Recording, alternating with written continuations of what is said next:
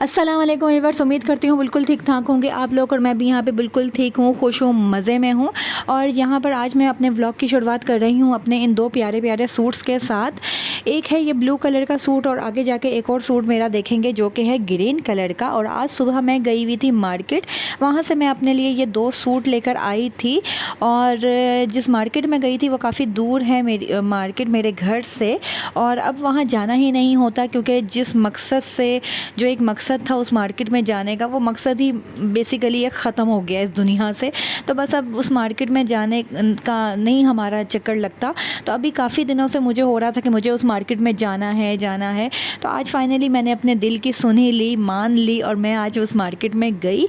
और कोई ख़ास मकसद नहीं था कि मुझे ये चीज़ ख़रीदनी है इसलिए मैं जा रही हूँ, लेकिन जब मैं वहाँ गई तो मैंने कहा इतने पैसे खर्च करके मैं आई हूँ, बार बार तो आना नहीं होता, तो चलो कुछ ख़रीद ही लेती हूँ। तो मैं कहाँ गई थी, तो भाई ये जो सामने आप लोग देख रहे हैं ये है कामरान मार्केट।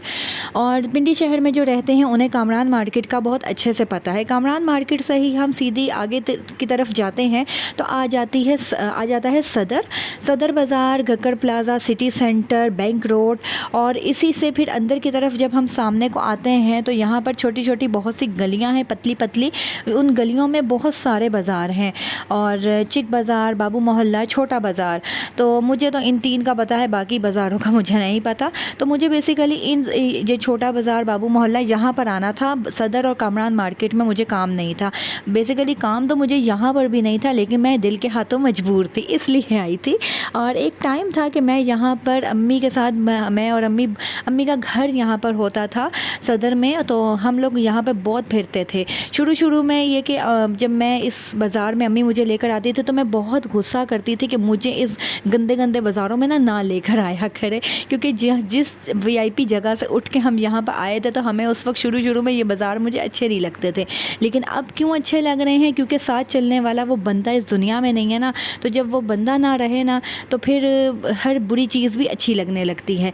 सदर की स्पेशलिटी ये भी है कि यहाँ पर रबड़ी फ़लूदा सेंटर बना हुआ है, जहाँ इसका रबड़ी फ़लूदा और वो कुल्फ़ी वाला वो दूध, रबड़ी वाला दूध, हाँ जी, ये सब बहुत मज़े का होता है। तो इतने अरसे बाद में आई तो मैंने कहा चलो ख़ुद भी खाती हूँ और बच्चों को भी खिलाती हूँ।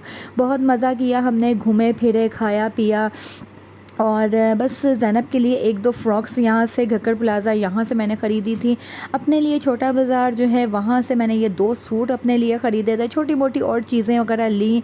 उसके बाद फिर के हमें बहुत ज़्यादा टाइम हो गया था, टाइम का अंदाज़ा ही नहीं हुआ। फिरते फिरते वाकई टाइम का पता ही नहीं चलता। बाकी बच्चे सब घर में थे, मेरे साथ ज़ैनब और आयज़ा आई हुई थी।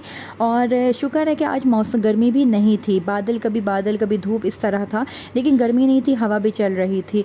हम लोग बड़े तो फिर के हमने में तो चलने का एक स्टेमिना होता है, बच्चों में वो स्टेमिना नहीं होता, बच्चे थक जाते हैं। तो ज़ैनब भी बहुत थक गई थी, वापसी पर रिक्शे में सो गई थी।